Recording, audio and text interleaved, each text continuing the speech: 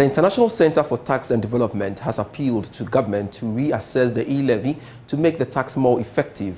The center believes a review will help address public misconceptions about the tax. Here's Matilda Ajato's report. Ghana's e-levy, introduced in May 2022, stirred waves of debate within the country's financial landscape.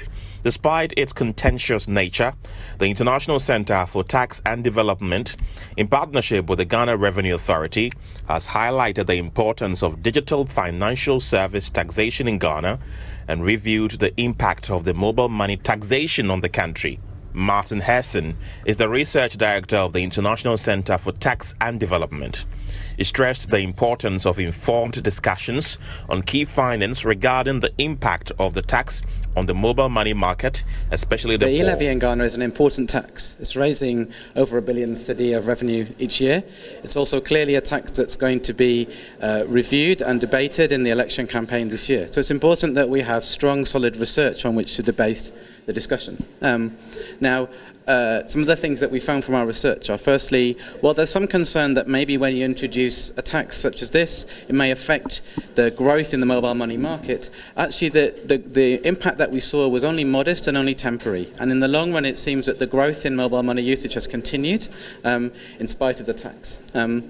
Secondly, we looked a little bit at the impact on individuals.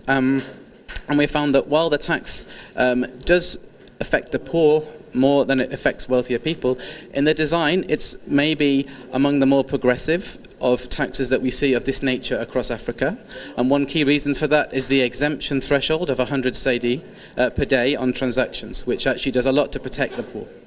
The Deputy Commissioner in charge of Strategy, Research, Policy and Programs at the Ghana Revenue Authority, Charles Adair, said the challenges faced in implementing the mobile money levy introduced in Ghana must guide future policy decisions.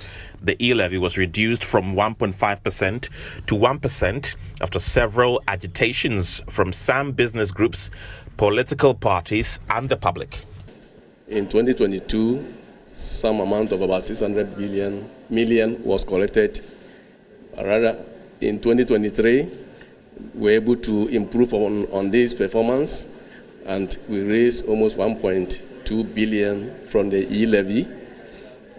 The idea is, how can we improve tax revenue without burdening the existing taxpayers? So we are always looking for an approach, new areas to tap into the informal sector so that everybody in Ghana will contribute his quota in revenue collection. The formal system has depended on existing businesses, employees, in always raising the national revenue. And there's a need for us to go into the informal sector to be able to raise revenue to support the country. We always have the challenge that Ghana tax to GDP is below our peer countries.